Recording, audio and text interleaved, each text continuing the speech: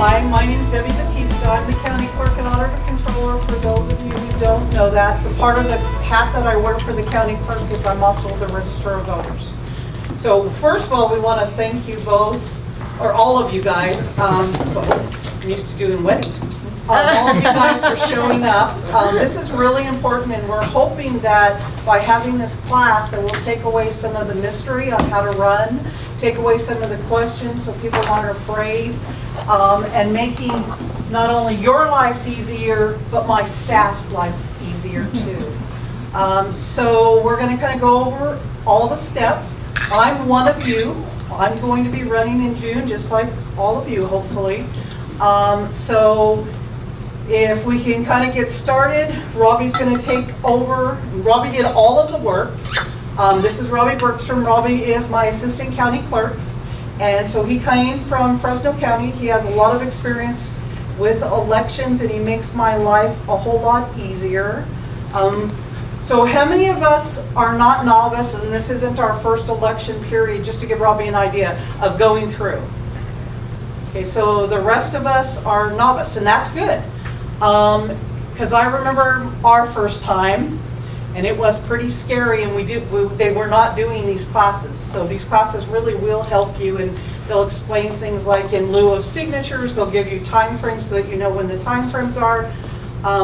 Every single year we have a incumbent who believes that if they don't file on Friday, they are okay and they can file all the way till Wednesday, because if they don't file, we open it up for 3 more days, and Robbie will talk about that. And reality is we open it up for 3 more days, and anybody but the incumbent can take out papers.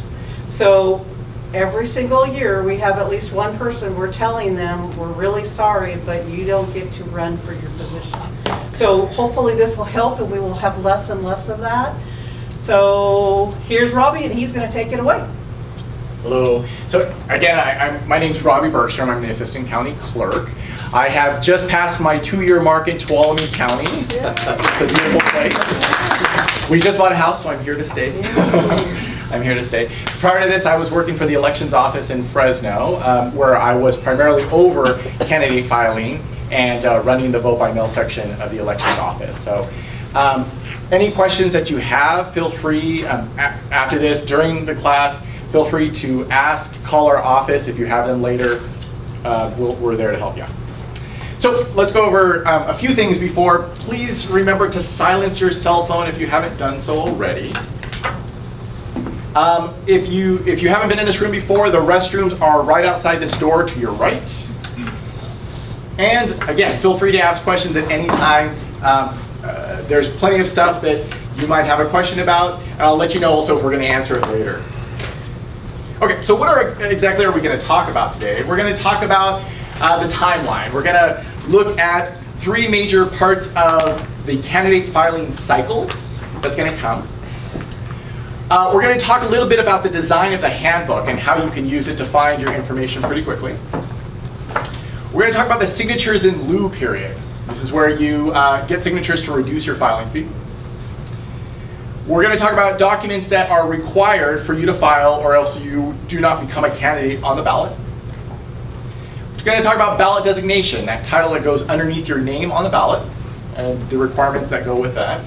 A candidate statement, that's that paragraph that goes in the sample ballot so that you can tell people more about yourself. We're going to talk about campaign filing briefly. This is when you report your receipt of money and your spending. And we're going to also talk about additional documents that you may consider filing with us. We're going to talk about doing a petition, because almost every office, actually every office that is up for election this election, you will have to do a petition of some sort or another. So we're going to talk about the ins and outs of doing a petition, and about requesting voter information, how you do that, and why you might want to do that. Okay, let's go and talk about the timeline. So if you have your book in front of you, if you go and turn to page 4, that calendar in there. We're just going to talk about 3 of those time frames. The first one is the signature in lieu period. That starts in 2 weeks. Yeah, we're busy already getting ready for it. I'm going to talk more about what is a signatures in lieu, but for right now, just wanted to let you know that that starts in 2 weeks and it ends in the beginning of February, February 7th. Now, a note about this, for those of you who have done this before you get to this deadline, we check your petition signatures and we say, oh, 100 of them are bad, then you would have an extra time to make up those 100 signatures. That doesn't exist anymore. That's changed. So it does end on February 7th, and that is it. The other part for judicial candidates, yes? If we turn in the signatures in lieu prior to that, and you determine that some are not valid, you would have up until the 7th to get additional signatures. That's correct. Actually, in this time period, and we're going to go more into this in a moment, during this time period, you could just continually turn in as many signatures as you want. And even if at this point you turn in 500 and we haven't even checked them yet, you can keep turning them in every day, as a matter of fact. The next time period is the declaration of intention period. This applies solely to judicial candidates.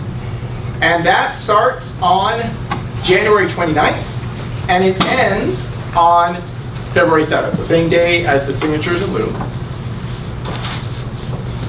But there is an extension period, as Debbie was mentioning. If the incumbent does not file, there's an extension period of 5 days that starts on the 8th, the day after, and it goes until February 12th. This is all in your book. And the one that's going to affect most of you is the declaration of candidacy and nominations. Actually, it'll affect every candidate that's in this election. And this is the time period where you officially file your document stating that you are a candidate, and if you complete this whole process, you will be a candidate that's printed on the ballot. That starts on February 12th. It ends on March 9th, and if the incumbent doesn't file, it gets extended 5 days, all the way till March 14th, 2018. Okay, so that's just a general glance at the timelines. Again, we're going to go into more depth about what all of these are and the requirements of them. But just so you know, if you want to do signatures in lieu, which is reducing your filing fee, it starts in 2 weeks. So let's talk a moment about the handbook and its organization. So we redesigned the handbook so that it's a little bit easier for you to find the information that you need. There's 4 main sections in it. There's general information right at the beginning. There's required documents, there's other documents that you may consider, and there's helpful information at the very end. So it's just 4 sections. One big section in it is the offices that are up for election. That starts on page,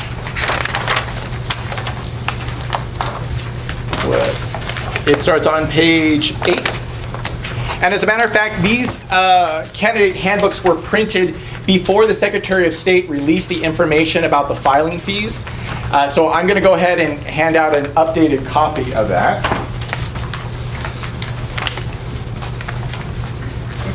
And that's only for offices that are the state or the fed. So for all us local people, what's in the handbook is accurate. No, actually, I don't think I put the filing fees in the... You didn't even do it for us? I checked it all for you. No, he didn't.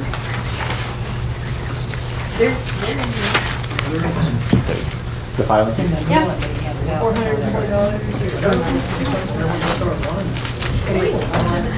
Robbie, is the handbook online? The handbook's online, yeah. So the handbook is online, so anytime there's an update to it, you can check online. But let's go ahead and take a look at this section and how to read it. So just using the federal section as an example.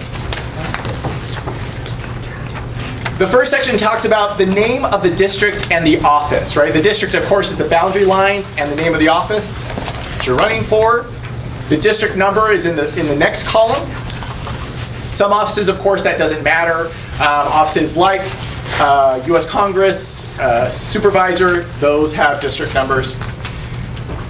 One of the next columns is talking about the other counties that are shared with that office. This is particularly important because if you are running for it, you need to consider that you'll have to get signatures from people in those counties if you want to get enough to cover your filing fees, for example.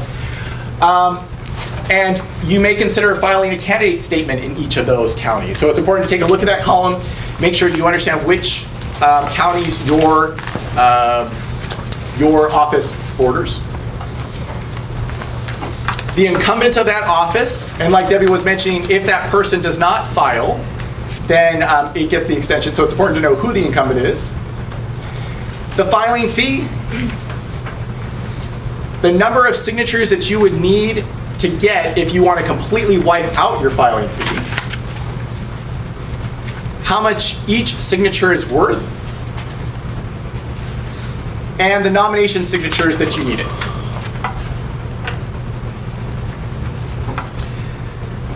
The next section is the state offices, and that starts on page 15.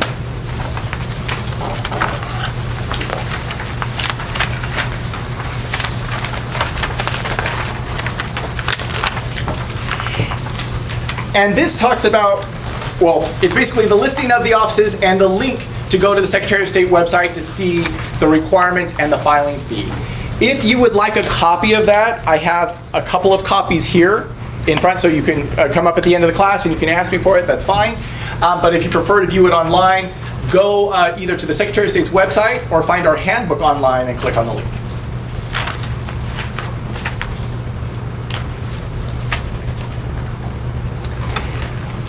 Let's go and take a look at how each local office page is organized. So I'm using the County Clerk Auditor Controller as an example.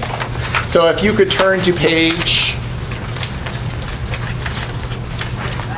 35. Thank you.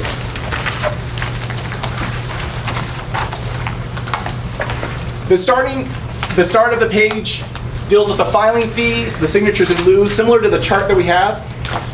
Down below it talks about if you were going to do a candidate statement, what would be the total cost if only one person filed a candidate statement, and we'll talk about what that means in a little bit, and the term of office. Below that, it's a summary of the filing periods, and then it goes on to what documents would be required to file for that office. Not every single office, or there's different offices that require different types of paperwork. So you want to make sure you look at this section so that you understand what you need to file in order to become a candidate on the ballot. After that, there's a section that talks about your qualifications. And this is particularly important because if you have a good number of qualifications, we will ask you for proof of those qualifications. For some offices, it's basically you need to be a resident of the district or a registered voter of the district. We can look that up online and we will print that out from our voter registration system. But if it requires, for example, a degree or it requires a certificate, we will ask for that for a copy of that degree. Well, we'll require the original and we'll make a copy of it. So make sure that you read through the qualifications and you've gathered all that information before you come in to file, because we will ask you for it. Unless you're an incumbent, and we don't ask for the incumbent. This is true. Though you can walk into my office and see my CPA certificate anytime you want. It's just a different name. So a word about the forms. By law, there are some documents that we are not allowed to give you until the filing period. So what that means is that we've provided you with an example, and on many of them it'll say sample across with a watermark. So you please do not bring those in expecting to file with them when you come into our office. Some people do. They are samples only, but just for you have an idea of what it is that you're going to be filling out when you come into our office. Any questions before we go on to signatures in lieu? Okay, so just a reminder, signatures in lieu starts in 2 weeks and ends on February 7th. But what is it? Well, if you would like to cover some or all of your filing fee, you can do signatures in lieu. Every signature that you receive, every valid signature, will reduce your filing fee. Now on that chart, remember I mentioned it shows the value of each signature. So you can calculate if I have 100 signatures and each one is worth 50 cents, You can calculate, it'll reduce my filing fee by $50. You can either request this from our office, or you can request it from the Secretary of State. For some offices that are bordering a lot of different counties, some people prefer to go to the Secretary of State and just get it from there, and then file that with all the different counties, opposed to going to each county and requesting their form. But you can just get it from us.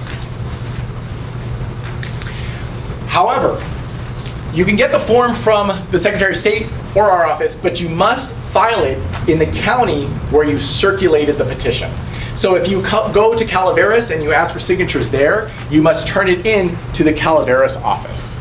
If you circulate it here, of course, you need to file it with us. And the reason why is because we have the database of registered voters in Tuolumne County, and Calaveras has theirs, and so on. So you want to make sure that you're filing it with the appropriate county. Questions about signatures in lieu? Now, signatures in lieu are optional. Some people like to do it because it gives them an opportunity to start early. It's a campaigning technique, so you can start if you want, but you do not have to. Required documents. Again, the declaration of intention period, this is for judicial candidates only, starts on January 29th and ends on February 7th. And if the incumbent doesn't file, it gets extended to February 12th. So what's a declaration of intention? Pretty straightforward. It just says that you intend to file as a candidate for a Superior Court judge. But if you file the declaration of intention, you must still also file the declaration of candidacy, which comes later. So the intention is just one part that starts off and says, yes, I'm going to do it. And the declaration of candidacy is what you do later. It's kind of like getting a promise ring.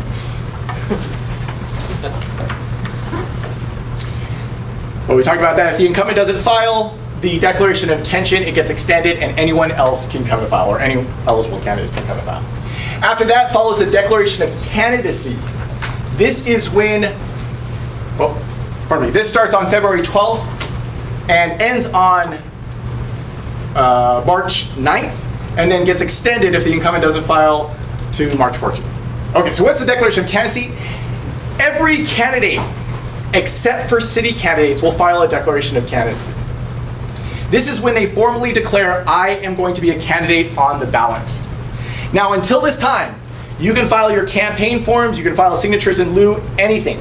But that does not mean you will be a candidate on the ballot. It is not until this time that you will be officially designated a candidate or qualified as a candidate. So this document is one of the ones that you have to receive from us during that time period. And same thing, if the incumbent doesn't file during this time period, then it gets extended. You have to file it before the 83rd day of the deadline.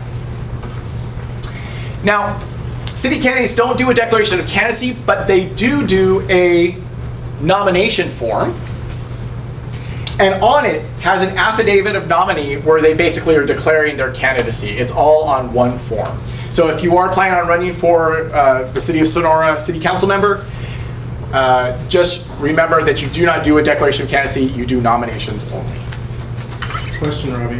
Yes? That's not what it says on page 63. On page 63. It says declaration of candidacy and nomination, so. For the filing periods? Yeah. Yeah, well, it is correct that the filing period is the same. I just didn't delete the declaration of candidacy from that one, because it is the same time period. Regardless if you are running for city or county supervisor or whatever, that's the filing period for both the declaration of candidacy and the nominations.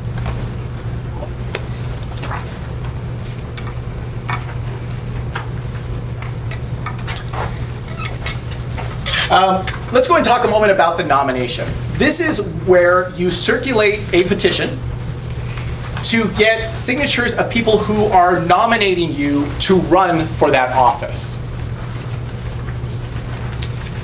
They must be, of course, registered voters in that district. This is one of the biggest problems that we have with nomination forms, is that someone is not a registered voter in that district, but they still sign the nomination form, so it's an invalid signature.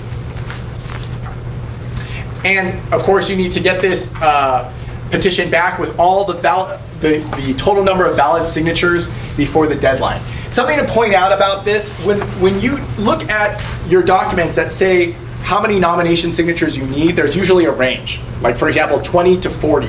What that's saying is you need at least 20, but you have a limit of 40 that you can file at one time. So if you come to our calendar, and it happens every election, someone walks up and says, here's 50 signatures, we have to give you back 10 signatures. So it's recommended that you just hold on to them. And if when we check the signatures, there's not enough of them that are valid, you can come in and you can file the additional signatures. So that's the, when you look at that range, 20 to 40 is for most candidates for this election, that's the reason for it. Question on that one. Yeah. When you file the nomination ones, I read that somebody can sign under the in lieu and on the nomination, but are the nominations counted as in lieu signatures? Is there a need for that redundancy? Good question. So, and I apologize, I forgot to mention this. With signatures in lieu, if you get signatures in lieu signatures, they qualify for your nomination signatures. But if on the nomination form you receive signatures, it does not reduce your filing fee. So they can do both then? Well, signatures in lieu qualify for nominations, but nominations do not qualify for SIGs in lieu. So if you collect enough signatures in lieu, in between that 20 and 40, you do not need to do the nominations. Correct. So during that period of time for some candidates don't do signatures in lieu. All they do is they want to just get the nomination. They need that 20 to 40, and they're going to pay 100% of their filing fee. They would need nomination signatures and do it. If you're going to collect signatures in lieu, you might as well do it for both. My personal opinion, you might as well do it for both, and you're all done.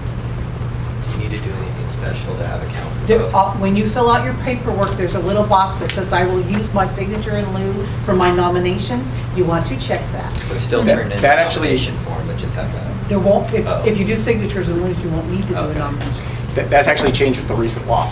So you don't. Which is interesting. So Governor Brown signed legislation about a month ago that put up this whole filing period 2 weeks, but it also changed that you no longer have to ask for the the SIGs in lieu to qualify for nominations. It just automatically happens, so you don't have to do anything special. Yeah. The only reason I really want clarity on it Sure. is in the past, the nomination signatures were often the ones that were kind of advertised in public, where the newspaper would write something about these people nominated, you for the office. Right. And so, I take that really as an important thing to do, but I believe reading this, it looks like they can sign the in lieu and sign the nomination, but I'm hearing you say, and the one that you get in lieu is the one on the in lieu paper. So let me clarify one point I'm really too, trying to if- get there, yeah. If I'm understanding you correctly. So if one person signs your SIGs in lieu, and that becomes a valid signature, that person cannot then sign your nomination form. Right. So if Found the opposite on here. Right, I found if- the opposite in the here today, so, okay, we'll sort it out later. Yeah, if you Yeah. could let me know where that is. I sure will. Just to clarify. But again, if you sign a SIGs in lieu and that qualifies for your nomination, that person cannot sign your nomination form. So you can only count once. Huh. Because essentially if they did count for both, then it would be double counting. This is worth mentioning. A lot of people here already know about this form, but I want to make sure that you understand it. As an elected official, you of course are going to influence government decisions, particularly financial. So because of that, every elected official and candidate is required to file a 700. What this does is it gives you, it's a disclosure of what your personal financial interests are. So make sure. Go ahead, I'll interrupt you when you're done. Okay. Well, I'm almost done. when you come to file, we'll give you a 700 that you'll be asked to fill out. And for those of us who are required annually to file the 700, you want to hit both boxes. You want to put annual box and candidate. And if you do that, then you won't get a letter from us saying you need to file by April 1st. So hit both boxes and you'll be done. Annual and Candidate. candidate. There's 2 different boxes, you want to check them both. Okay. And then I have a quick question on the Form 700. If your economic interest, so let's say you purchase stock mid-year, how long do you have to update your 700 form? I think the 700 form is for a period of time from January 1st through December 31st. So if you did anything in that period of time, then you're supposed to do it. You're supposed to declare it because you're going backwards. If you bought that stock in June of 2018, you're not going to declare it till your next annual 700 form. Okay, so If I hear what you're asking. right, so if I've already filed my 700 form for 2017, a year ago, right? Well, that was Which was for 2016. 2016. Okay, so if you bought stock this year, you're fine declaring it on this form coming up. Okay, good. Yeah. Thank Again, you. it's a calendar year, or if you leave office, it's that period of time that you're leaving office, or if you take office, it's the period of time you're taking office. Okay. Probably. Oh, yes. I just think you should make really clear that those Form 700s are available on the website of the FPPC. So they are public documents, open to anyone in the world. Sure. Well, and that's the purpose of them. The purpose is for you to disclose to the public what your financial interests are. So once you do file them, they become public to anyone who asks for them. And they're not everybody's 700 forms on the web. There are offices, the district attorney, CAO, county council, all the planning commissioners, the treasurer, tax collector. They're on the Secretary of State's webpage. But there's other people that you would have to come into our office. But as Robbie's saying, all our 700 forms, everybody who sits on a board, whether it's a school board, a fire board, a cemetery board, all of their 700 forms are available in our office and are public for somebody to come in and look at. But also there are blank 700 forms online, so if you prefer to fill it out online and then print it out to bring it into file, you can do that as well. Yes? Maybe I missed it, but for this purposes, what's the deadline for filing the Form 700? I didn't see it in the calendar. It needs to be filed when you file the rest of your filing documents, so by the deadline. So by the deadline, the 9th of March.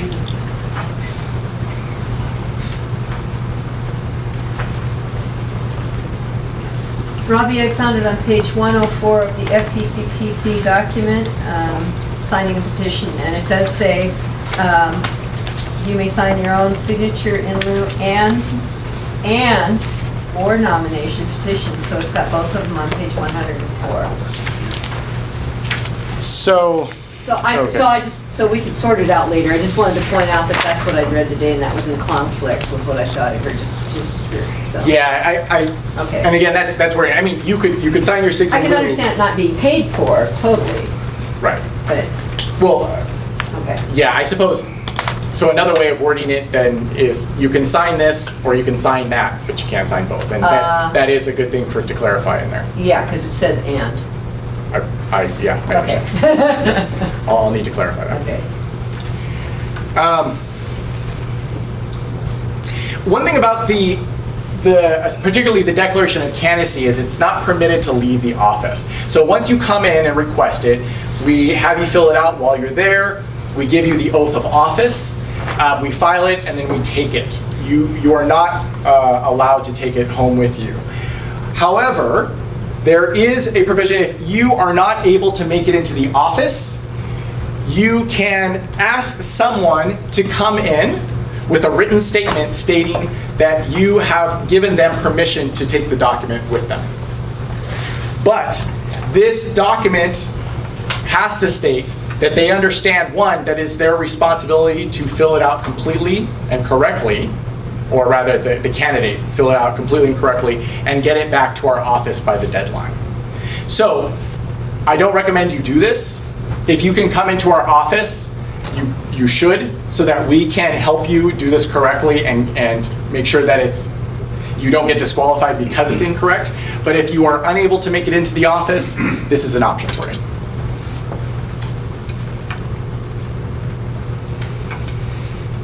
Okay, so let's go ahead and talk about some other additional documents that you want to consider. One big one is the ballot designation. A candidate may choose to put a ballot designation under their name on the ballot. So some examples of ballot designations from prior elections is this one: Attorney General of California, parent, incumbent, and businessman. All of these are allowable ballot designations. There are very strict rules that go along with what you can choose as a ballot designation. Notice that none of these say excellent parent, fantastic incumbent, wonderful businessman, because there are certain restrictions, and we're going to go over that now. One thing to remember too is that no title or degree is allowed to appear in the same line as a candidate's name. What does that mean? When I worked in Fresno, we had one candidate who insisted on putting doctor in front of his name. He said, I want to be Dr. da-da-da-da-da. And we said, I'm sorry, you can't do that, because it's specified in law that you can't put a title in the same line as your name. You can't put it underneath them. So how do you submit a ballot designation? We'll talk about the restrictions in a moment, but let's just talk about the basics of how you submit it. You must complete a ballot designation worksheet. All these are in your packet. This is the document where you state what your ballot designation, you want your ballot designation to be, but it also is where you give your supporting information. I have been in this position since such and such time. You may be asked to provide even documentation supporting what is, maybe even a letter from your employer supporting that you actually do this. So if this is not completed, you cannot have a ballot designation. This is why it's an optional document. If you choose not to have a ballot designation, some people do, they just don't turn this in at all. If you choose to have one, you have to support why you get to choose this. Our elections office will review it and make sure that it is an allowable and acceptable ballot designation. And if it is not accepted, we will send you a letter, call you on the phone, try to contact you in whatever way possible. But once you are contacted and told that that's not an acceptable ballot designation, you'll have 3 days to come in with a new ballot designation worksheet and revise your ballot designation. So that's the basics of how you submit one. When's the due date for it? But at the time that you file, I believe it's your nomination documents. That's a good question. Give me 1 second.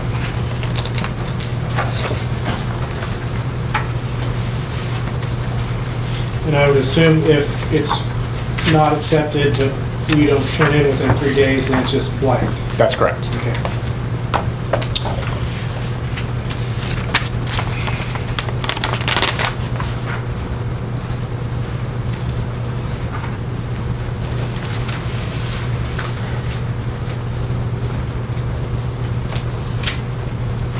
I apologize, I can't find it in the book right this moment, but it is when you file your nomination documents.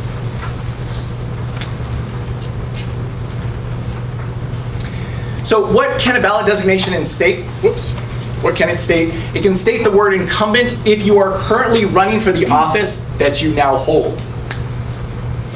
Right? So if you're running for the office that you now hold, you can put the word incumbent. You can put your principal profession, vocation, or occupation. Principal means that it takes the majority of your time and it's where the majority of your income comes from. You can put your elected office title, but if you were appointed, let me talk about this. Except for judges, if you were appointed to the position, you must put appointed and whatever your office title is. Judges can put just their office title, Superior Court judge. So what are some restrictions on acceptable designations? You may use your elective office that you currently hold, of course. You may use the word incumbent, but only by itself. You'll see a lot of ballot designations that say, I'm a doctor/farmer, for example. That's acceptable, but you cannot put incumbent/anything. Incumbent can only be used by itself. Except for your current elective office title, there's a restriction of 3 words. 3 words. So you must figure out a way to say your current position, your current title, in 3 words or less. People get very creative. An interesting thing is geographical names are counted as 1 word. They're counted as 1 word. So City of San Francisco is 1 word in ballot designation world. You may include multiple designations like the one I just talked about, doctor/farmer. That's acceptable. A lot of people do it. Congressman/businessman. That's acceptable as well. It has to include your principal profession, occupation, or vocation. So if you're a musician, but on the side, you work at Walmart, right? You cannot put, pardon me, I said that the other way around. Your primary job is working at Walmart, but on the side gigs, you every once in a while go to a bar and play songs. And you do earn money from that. You could put musician, but you have to put your position title /musician as well. And it'll be limited to the 3-word count. You may use the word retired as long as it's followed by a title of a position that you actually retired from. A lot of people will come in and say, well, I'm retired. That's what I do, I'm retired. But you must put retired businessman, retired county employee. You can't just use the word retired by itself. It has to be a job, of course, that you actually retired from, so you can't put a job that you were fired from and say you were retired. So it has to be one that you retired from and receive a pension. So what are some unacceptable designations? You may not use an avocation, hobby, volunteer work, right? You may not use a pro forma position, honorary. Honorary, what? Honorary, Professor. I'm sorry? Professor. Honorary professor. You may not use a status. A lot of people ask to use veteran. It is considered a status. It is not what you currently do. It is talking about a former position. You cannot put advocate, taxpayer, activist. Those are considered statuses. You may not choose a designation which misleads the voters. For example, if you say, well, I'm an attorney and it's within this district, I only work within this district, I'm a district attorney. Right? That would be misleading the voters, of course. You may not use a commercial brand, right? You cannot say, I'm an Apple employee. You cannot do it. You have to use your actual title. You cannot use an evaluation, expert, famous, honest. And you cannot use anything that suggests illegal activity. You can't say, I'm a meth dealer. Well, once it becomes legal, there we go. Well, if you're medicinal, yeah. Yeah, it would be under. But Gardner. I'm sorry? Put Gardner. This is true. You may not use any political party name, qualified or not. You may not use a racial, religious, or ethnic group in your name, right? So for example, if you were a priest, you could use the word priest because that's your profession, but you cannot say Catholic priest. You would just be able to say priest. So let's see if you were paying attention. Can this designation be accepted? Michael Jackson, former singer. No. No, why not? Former, right. Can't use anything that talks about before except for retired. So that is not allowed. Lucille Ball, advertising executive for Vitamin Company. No, why is that? Too many words.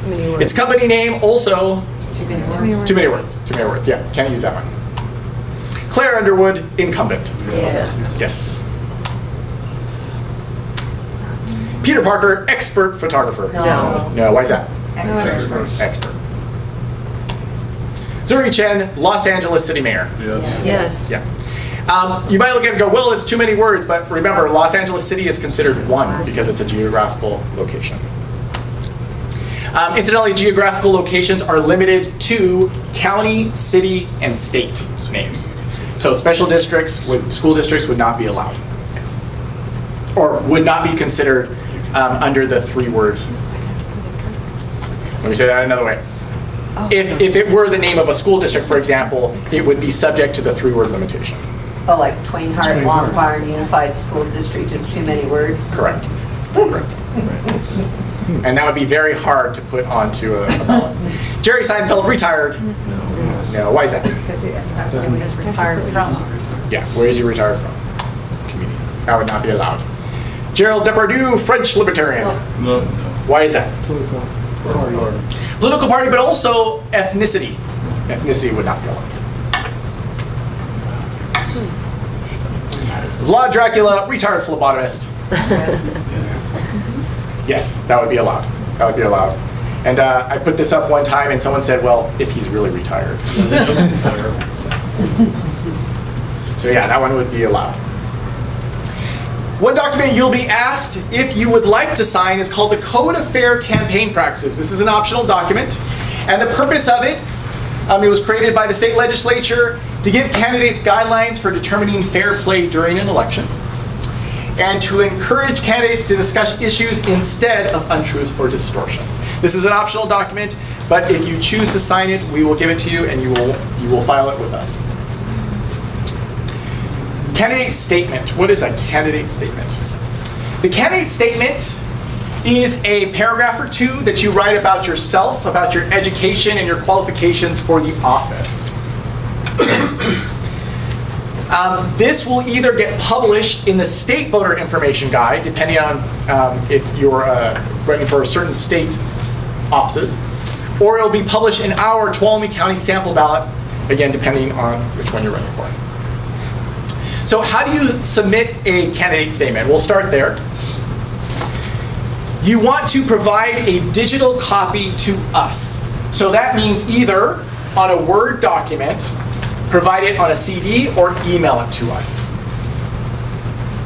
This is so that we will copy and paste it into the sample ballot and we will not have to retype anything. Of course, if we retype something, there's a chance of typos, and that is not good for anybody. The elections office will count the words. Will count the words. For many offices, there's a limit of 250 or 200 words, depending on the office you're running for.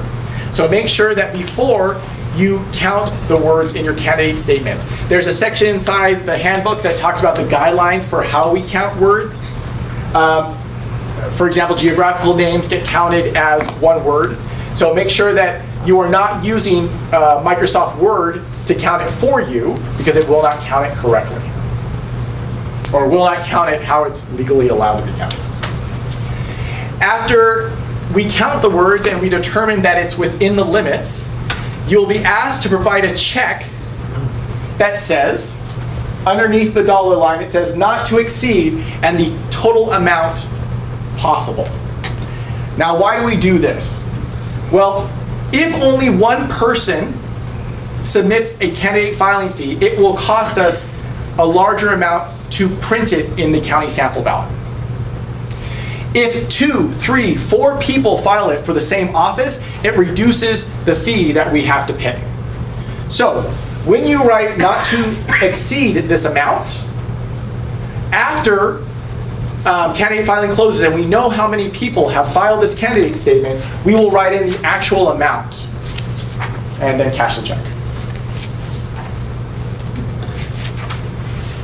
Once you have paid the estimated cost, you will sign this document. It's called the candidate statement affidavit, and this is just stating that you did in fact write this yourself, or you approved it yourself, and you are wanting it to be printed in the county sample ballot. Yes? Yeah, if you're lucky enough to have no one run against you, do you still have to do this? Great question. So what will happen is, so if you didn't hear the question, it's if no one is running against you, do you have to do this? No. And as a matter of fact, well, actually, this is an optional thing. You don't have to do it even if someone runs against you. But in fact, the day after, the first business day after the close of filing, Monday, you can come in here and withdraw this.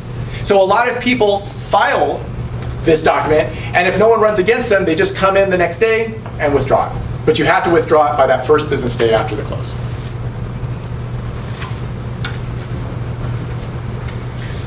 If you are in a district, or pardon me, if you're running for a district that has multiple counties, you will have to go to each of those counties to file your candidate statement.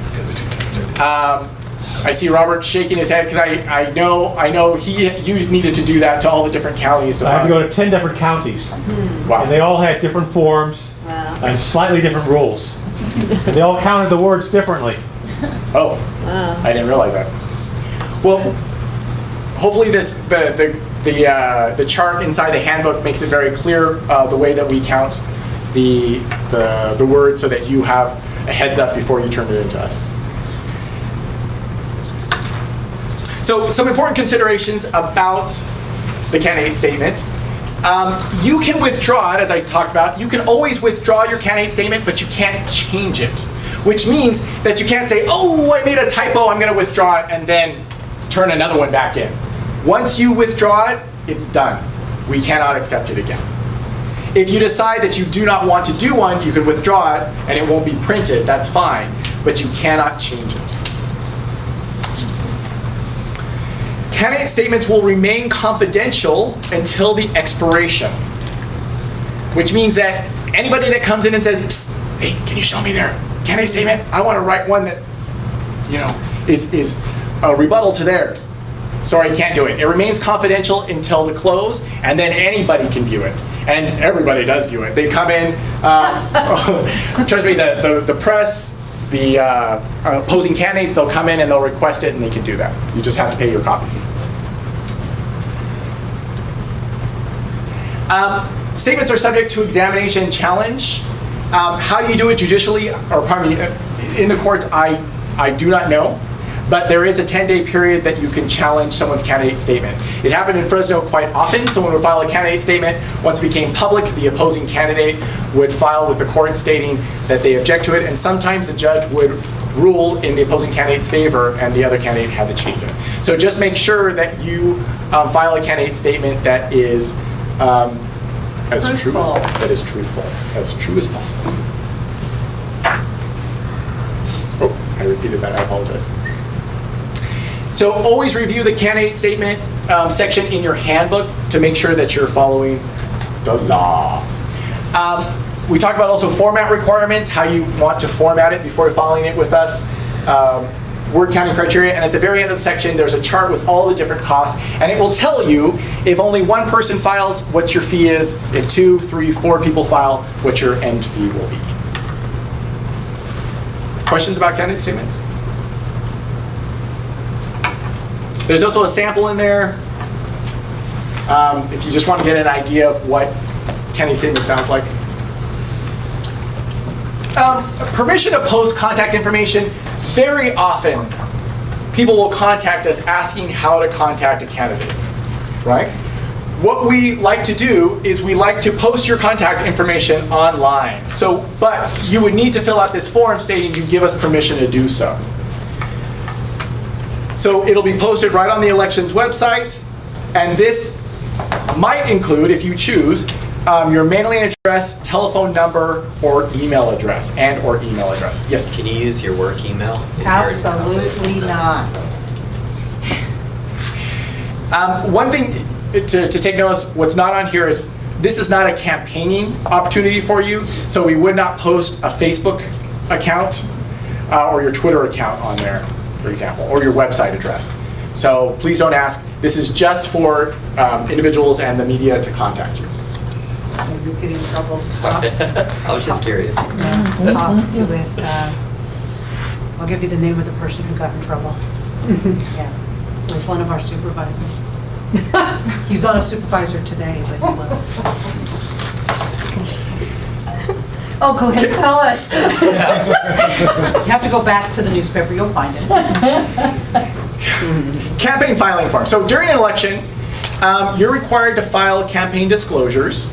stating the money that you've received and spent during a campaign. So, of course, the purpose of this campaign disclosures is so that the public knows who are the sources of your funding and how you're spending that money. It provides greater transparency. Very important, Tuolumne County employees cannot advise you on what you should file.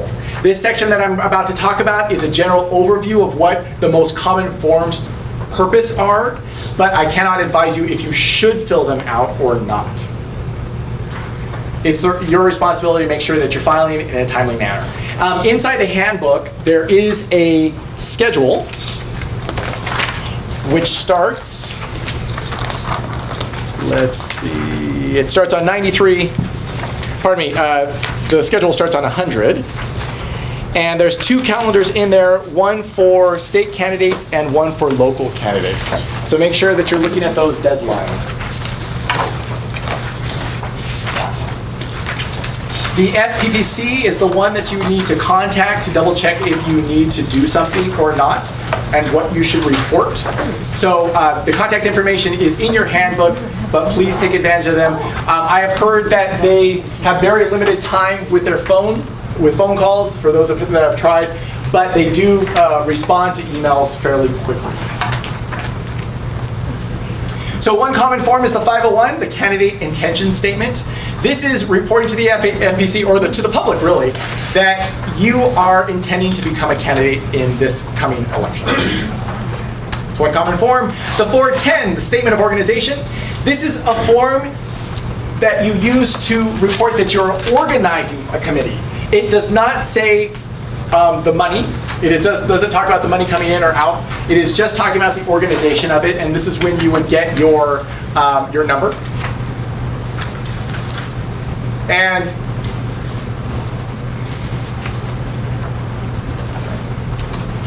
repeating it, 470. This is the form that you would use if you do not anticipate receiving or spending more than $2,000 or more during a calendar year. Okay, it's just reporting that that is your intention. If you do end up going over that, you would file a supplemental form reporting the change. The other one that's very common is the 460, the recipient committee campaign statement. This is where you do actually report your expenditures and contributions. Robbie, has that figure changed? 2,000? Yeah, it changed a little while ago. It changed probably a good 3 or 4 years ago. It used to be 1,000. It used to be 1,000.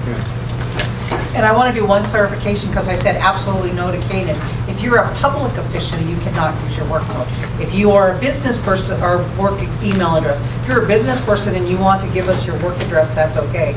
Public people cannot use public funds or public resources for doing any campaigning. So I was absolutely saying absolutely no to him, but if you have your own business and you want to use your own, you're okay to do that. But not to you. That's good clarification. There's also a section in the handbook that talks about best practices, and a big one is things that are often overlooked with campaign filing.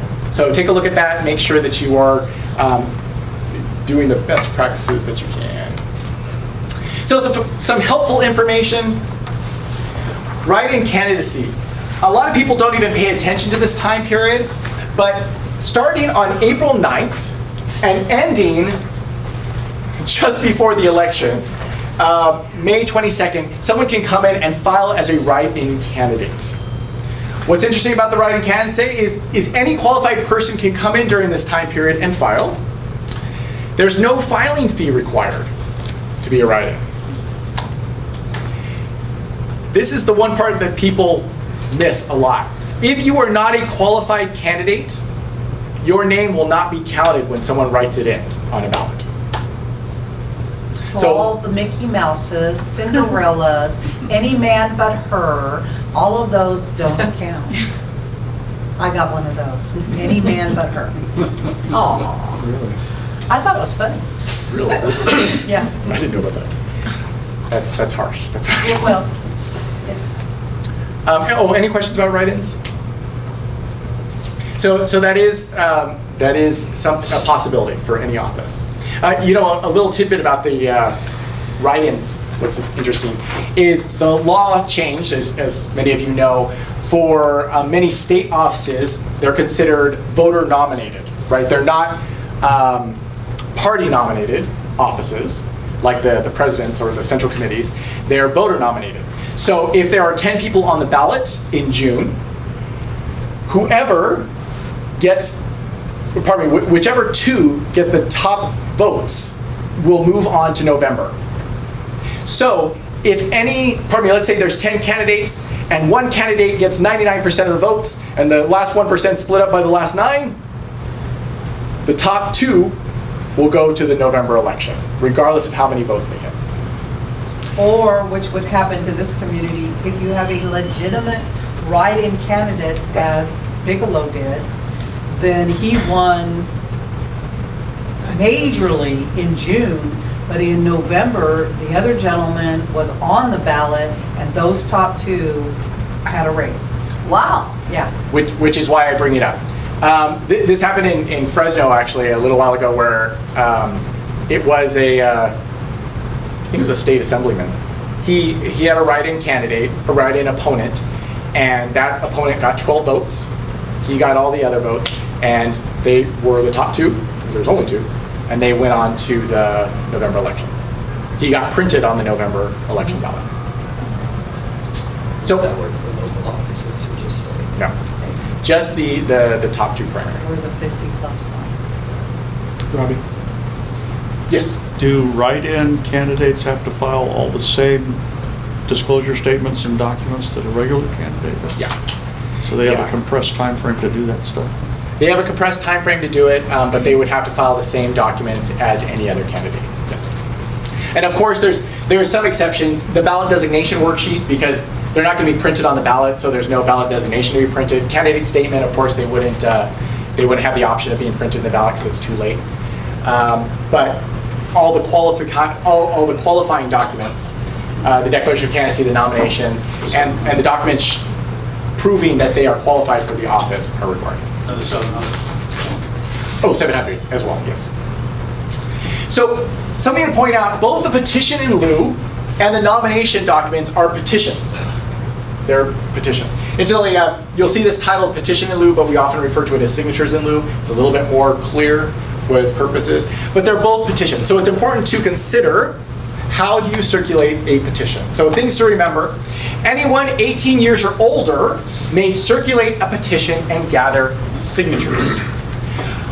This has changed a lot through the years. It used to be that you had to be a registered voter in the district. It used to be that you had to be a registered voter in the state. It used to be, it's changed a lot, but now it's basically you have to be 18. You could be from Timbuktu, just came into Tuolumne yesterday, and you can circulate a petition as long as you're over 18. It is allowed.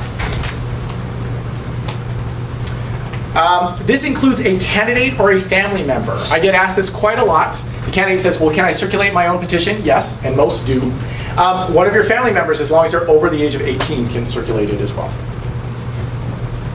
So make sure you're recruiting your adult children. Only one person can circulate a page. So you'll hear this term section or page used interchangeably. It's the same thing pretty much. But what it means is that if a person circulates signatures, only they can gather signatures on that page. At the very end of the page, there is a declaration of circulator saying, I circulated this petition during this time period, signed it, right? So only that one person can circulate that page. You can make multiple copies, you can give them to all your family members, that's fine, but only one person can do one page, can circulate one page. Of course, you must sign that declaration at the end. It can only be signed, of course, by voters of that district, registered voters of that district. This is probably the #1 reason that petition signatures get disqualified. That person does not live in the district that someone's running for. Each petition will have at the top, I am a resident of whatever county. The circulator must complete this field as appropriate prior to gathering signatures. So that means that if you fill in, I'm a resident of Tuolumne County, everyone that signs this petition has to be a resident of Tuolumne County when they sign it. So that means if you have multiple counties that you have to go into, use a separate petition and fill in Calaveras or Amador, whichever one you're circulating in. Yes? When you verify or validate the signatures, do you use a sampling process or do you validate each individual signature?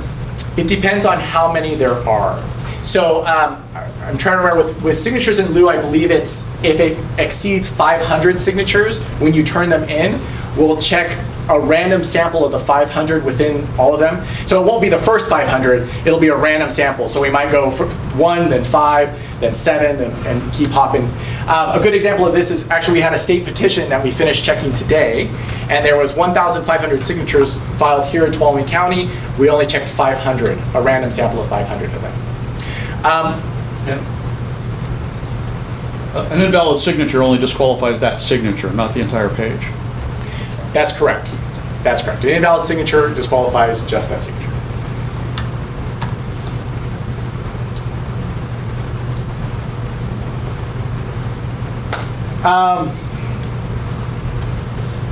So actually, I just talked about that.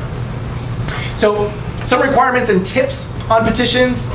If a voter is physically unable to fill out their own information. I get this question a lot. If someone is unable to write, another person may print the voter's name and residence address. Then the voter must sign or make a mark in the signature line. So if they're able to sign, they can do that. If they're unable to, they could make any mark, a scribble, whatever possible. Another person may witness the mark by signing their name on the same line next to that mark. A witness does not have to be a registered voter and can be the circulator who is asking for the signature. Okay. We get this question quite a lot. I just want to include it here in the training. We always recommend that if you are having people sign petitions, you use a firm surface underneath. A clipboard is great. Please do not use someone's back because it leads to illegible signatures, and if it's illegible, then that means it doesn't count. If we can't decipher who the person is or what the signature is, it will not count. So make sure you use a firm surface underneath. Please do not use felt tip pens. Just use ballpoint. Robbie, sometimes the printed name and address is so illegible, and you're standing there with the person and say, can you redo that? Or they say, I can't do it. How do you solve that problem? Are you asking if you are with that individual still? You're there and they sign their name and they print and they put, and you say, can you do better? I can't read that. They say, no. What do you do? They have policy. I've had a number of those. That was exactly my question. They have like a policy and a shaking. You could use the method that I just mentioned. You can, and probably better is if you completely cross out that line so that we don't consider it. And then you write the information, they make their mark however they can, and someone witnesses that line. Can you be the witness? Yes. Yes. You can be the witness. Thanks, good question. It's common for some signatures to be deemed invalid. So, actually, I'm sorry, I forgot the initial part of this, is that always if, for example, you are required to have 20 nomination signatures, I always recommend that you turn in more, a cushion, because almost every petition will have some signatures that are deemed invalid for one reason or another. So make sure that you're turning in more than are required. Like I mentioned before, though, a nomination petition has a limit on how many you can file, so make sure you're observant of that. If you are unsure, or if the signer is unsure if they are registered to vote, this is a big deal, you are more than welcome to have them fill out a registration card at the same time that they're signing your petition. That registration card will need to be filed together with your nominations, and we will enter it into our system beforehand, and that signature can be counted. This is also true if they say, well, I don't think I've re-registered since I moved. Great, fill out a new registration card. You'll be registered at where you are currently living, and you can fill out the petition with that information. Questions?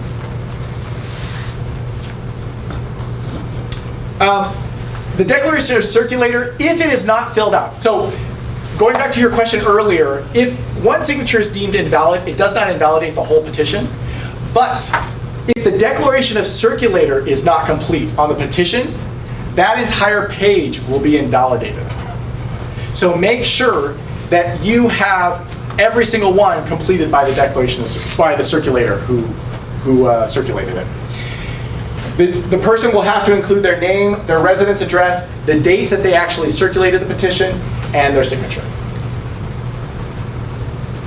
It is an awful thing when someone files their nomination documents and forgets to fill out that section.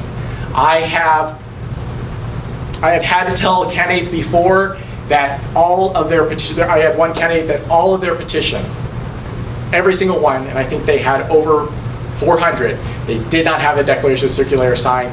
Every single one of the signatures were invalid. Oh. And once you file them, we cannot give them back to you to fill out that information. Once they are filed, they are a done document with us. Common reasons why a signature may be deemed invalid: the address. They are not registered at the address that they put on the petition, or they didn't write the address clearly. Today I told you we were checking a petition and someone just put the name of the street. If you don't put a house number, we don't know where you live. So you need to put your address completely. And in Tuolumne County, one of the biggest ones is people are used to putting their mailing address and they have P.O. boxes. So if you are still collecting and you see the P.O. box, have them write their street address because it has to be their resident address. Any P.O. boxes are absolutely invalid. That's a biggie one here, is P.O. boxes. Their signature, you would be surprised, people's signature is pretty consistent. I get a lot of people who say, oh, my signature has changed so much over time. We look a lot more at the characteristics of a signature than we do if you used your initials or if you used your middle name or not. A lot of people think their signature has changed a lot over time, but if they do feel that way, have them re-register with their current signature. Most of the time when people ask me, how should I sign? I say, how you would sign any other legal document. So to help you out, because that'll probably be a question that you get quite often. Someone who's not eligible to sign, again, they don't live in the district, they're not registered to vote. Make sure that they are an actual registered voter in that district. And if not, fill out a registration card. And of course, the circulation of signature is incomplete. Pardon me, the declaration of circulator is incomplete. So make sure that that's completed before you file it with us. We try to check it before filing, but again, if we miss it, it is, I hate to say it, is on the candidate if it is not complete. Any questions about petitions? Experience that people want to share? It is not an easy thing asking for signatures, so I do not envy you having to do it, but please call us with any questions that you have about any discrepancy on your petition. If you feel that you want to go back to that person and ask for them to sign again because you're afraid that it won't count, come and ask us first so that we can explain a little bit more to you.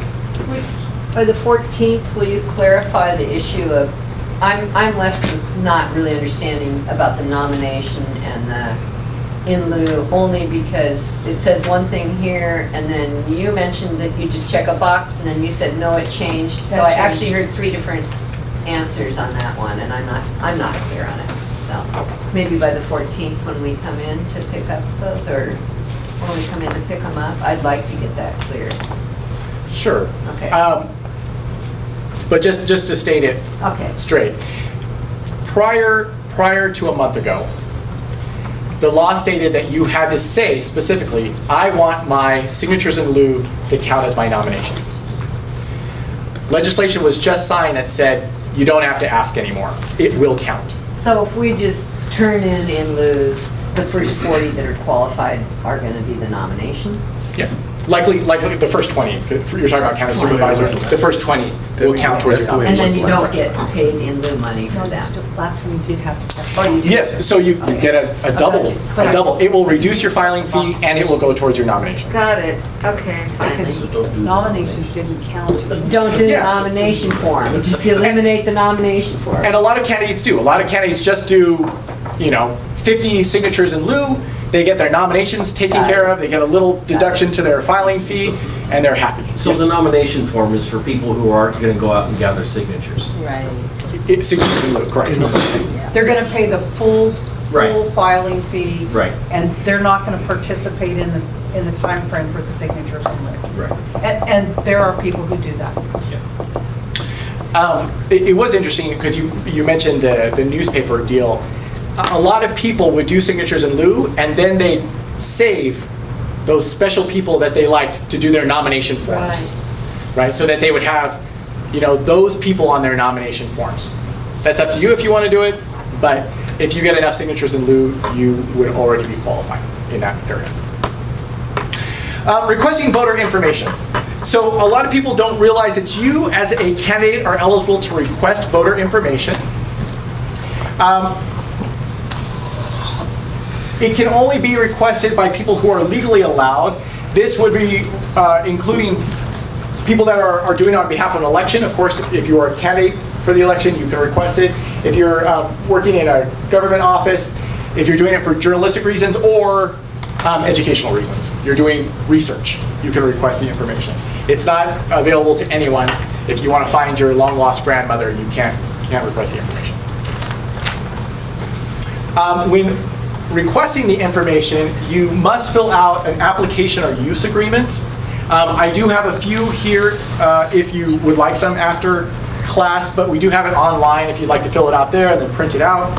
You can do that, but you must turn it in to us with your payment before we can process your request. So the type of information that's available, and this is the most common one, is the multi-purpose voter list. This can be given to you in a text file or an Excel, so you can sort it. You can sort it by those of a certain political party, those of a certain address, those who have voted in the most recent election. All of that's available. There's a street index or walking list, which is a report that organizes things by the street that someone lives on. So, for example, it'll tell you all the people that live on Arbona Circle. So you can then take that, go to Arbona Circle and go to those specific addresses and say, hey, Cynthia, I'd like you to sign my signature in lieu petition. How are you doing? Here you go. The last one is a vote by mail voter list, and this is usually requested, yes? I'm sorry, you can finish if you want. I was just wondering, can you get it as a spreadsheet? Yes. Okay. You can get it as a text file, or I could put it onto an Excel spreadsheet for you. The vote by mail voter list, this one typically isn't available until we issue our vote by mail ballots. It can tell you who's been issued a vote by mail ballot, and later on, of course, in the election cycle, it can tell you who's returned their vote by mail ballot already. A lot of people like that list because it tells you who you don't want to bug. If they've already voted, you don't want to use your time and go campaign to them because they've already made their choices. Questions about voter list? Any questions in general?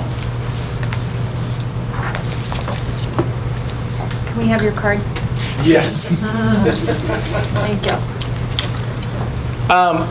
I should just point out, I have my card available if you'd like to contact me. Our contact information is in the booklet, so you're always welcome to come into our office or call us on the phone, email us, and ask any question you have. Thank you guys. Thank you. Appreciate you coming. Robbie.